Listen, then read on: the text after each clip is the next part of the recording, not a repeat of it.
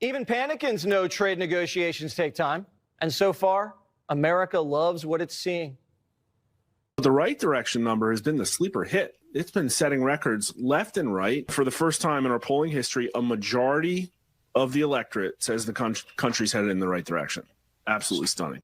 Hey gang, it's me, Dr. Steve, coming to you once again from Las Vegas. I'm here at the Bitcoin conference, but we've also been hanging out at the Trump International Hotel here in Vegas. And last night we ran into actor James Woods, as well as the future Prime Minister of Britain, Nigel Farage. It's really cool. It's very much just like, I don't know, it's kind of like Hollywood or something, just hanging out. I felt like Lucille Ball, just hanging out in a restaurant and bumping into all these stars kind of thing. It was really cool. And to make it even cooler, when chatting with James Woods, I had a fan come up to me and say, "Hey, Dr. Steve." So it was just, it's just so amazing.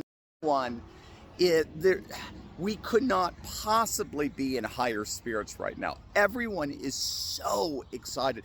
Really, seriously, hanging out at a Trump International Hotel is almost just like hanging out in like the after party of a MAGA rally. And I mean, people just could not possibly be more excited, and for good reason, as you just saw. Jesse Waters just highlighted our good friend Mark Mitchell over at Rasmussen and his latest polling. Mark was one of the single most accurate pollsters of 2024. And as far as Mark is concerned, Trump has just made history yet once again. His right track polling has been hitting records left and right. His right track polling is the highest that Rasmussen has ever seen in over 2 decades of tracking American sentiments of whether or not the nation is on the right direction. Trump is now at 50% for right track polling. We have not seen that. It's about double what it was at this time last year. A clear majority now believe that the nation is moving in the right direction. At the same time, Rasmussen found that Trump is enjoying a very solid 53% approval. That actually corroborates Democracy Institute. That's Patrick Boshan's organization. They have him at 52%. But first, I did want to share with you one of my favorite news resources that I use every day, and that's Ground News. Now, these days, it's harder than ever to tell the difference between facts and opinions. Algorithms push us into echo chambers, and both sides of the political spectrum have their blind spots. Now, a lot of the time, we're only getting part of the story, or we're missing it entirely. So that's why I use Ground News. Ground News pulls together stories from over 50,000 news sources around the world. You heard that right, 50,000. But what makes it stand out is this. It doesn't just give you the headlines. It shows you the political bias behind each story. So you're not just reading the news, you're actually understanding it. So that's why more than 1 million people have downloaded the Ground News app. See for yourself at ground.news/Steve. One of my favorite features is the blind spot feed. It shows you stories that are getting a lot of coverage from one side of the political spectrum, but barely any from the other. It's a great way to spot the narratives that usually slip through the cracks. So, for example, here's a story ignored on the left. Trump just signed an executive order to boost domestic drug manufacturing, a major move to strengthen the U.S. supply chain. With talk of pharmaceutical tariffs ramping up, it's a huge economic and political story, yet most left-leaning media has barely touched it. Or here's one the right was mostly ignoring. Trump recently questioned whether the constitutional right to due process applies in certain immigration cases. It's not a small question. It goes right to the heart of our legal system, but if you're only watching right-leaning outlets, you might have never heard about it. With every story, Ground News shows you exactly who's covering it, where the outlets fall politically, how reliably the reporting has been, and even who owns them. It's transparency you're not going to get anywhere else. Right now, you can get 40% off the Vantage plan. It's the premium version I use myself. Just head to ground.news/Steve, click the link in the description, or scan the QR code. That's ground.news/Steve. So, of course, now the question is why? Why are the right track, wrong track directionality numbers so high? Why is Trump's poll numbers so high? And I think the answer is very simple. He is riding the 80-20 tailwinds that we've been talking about. It's the exact opposite of the 80-20 doom loop the Democrats are in. But there is a very clear supermajority now that support the vast majority of Trump's policies. We're seeing supermajority numbers. We're talking 80% plus support for border security, for mass deportations. We're seeing comparable support for energy independence. We're seeing comparable support for bringing manufacturing and industry back. People like DOGE. They like the cutting of the waste, fraud, and abuse, obviously. People like the idea of making tax cuts permanent. They love the idea of ending wokeness once and for all and destroying DEI. This is the new American consensus.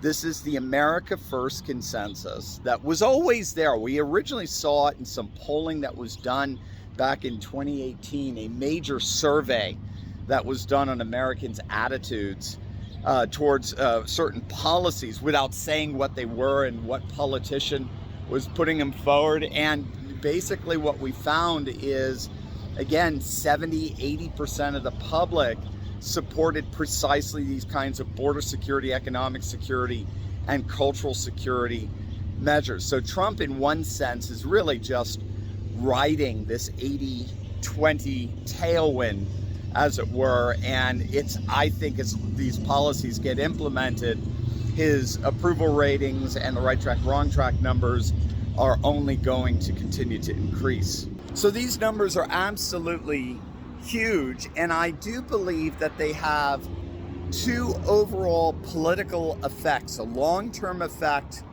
and a short-term effect. So the short-term effect is that these numbers, you can be assured, are going to give Trump the best, big, beautiful bill he could possibly hope for. As you know, it just passed by one vote in the House, and it's now being considered by the Senate. They're in recess now. They should be back, I think, June 1st. But as you know, the Republican Party is inherently dysfunctional. We talk about this a lot. They're dysfunctional in a way that the Democrats are not, because they're split. Half the Republican Party wants to cut spending, the other half wants to increase it. Half the Republican Party wants to shrink government, the other half wants to grow it. But who would have ever believed that it would be the Senate Republicans that would be the ones that wanted to institute permanent DOGE spending cuts? I mean, again, to their credit, our debt crisis just simply can't be sustained. We're $30 trillion in debt, $2 trillion annual deficits. It's going to have to be dealt with, and I'm to their credit. You've got Senate Republicans saying we're going to have to deal with this. Now, with these new poll numbers coming out, with record numbers of support for right track and for Trump's approval, you can be sure we're going to get the best big beautiful bill possible in these negotiations. Again, what's key here is Republicans are dysfunctional, but they're not suicidal. Republicans are dysfunctional, but they're not suicidal. They know they have to produce a bill, and a good one, and with these numbers, that's going to happen. Also, at the same time, you've got this insane latest example of activist courts. This is the U.S. Court of International Trade. They just ruled that Trump's tariffs are illegal. I mean, you literally cannot make this stuff up. They just said that Trump's tariffs are illegal, that tariffs are a legislative issue, not an executive one. I mean, this is obviously absurd. The Trade Act of 1974 could not possibly be clearer. The president can indeed impose tariffs on a foreign country, that foreign country is deemed to no longer be playing fair. Again, it's all part of national security, economic security, and the like. This is obviously going to be overturned. I don't think this will even make it to the Supreme Court, but it is yet again another example of this judicial coup that we see that's basically doing their darndest to try to slow down Trump's executive tour de force in his orders there. But in terms of the effect of this polling, it's going to give Trump the political cover he needs to basically tell these courts to stick it. The vast majority of the country is behind him in what he's doing. And so if he has that kind of political security at his back, as it were, then he's going to have precisely the kind of political cover he needs to just basically tell these courts where to stick it. So I think those are the two sort of near-term effects that you're going to see. You're going to see a big, beautiful bill on Trump's desk. He's going to sign it. It's going to even help make the economy explode all the more. Sorry, as I look at Mel Torme Way here, I could probably take a left. Yeah. And at the same time, it's giving him, these polls are giving him the political cover to basically tell courts where to stick it. But in terms of the long-term effects, you guys know this if you've been with the channel now for some time. The long-term effects of this polling is that what are the two most accurate predictive indicators for determining how a midterm is going to turn out? Who remembers? Right? Put it in the comments. You know it. Right track, wrong track polling and presidential approval. These very two polling verticals, as it were, are precisely the most accurate predictors of how midterms turn out. And President Trump is absolutely crushing it in both of them. We've got record number right track polling that not even Obama was able to achieve, obviously not.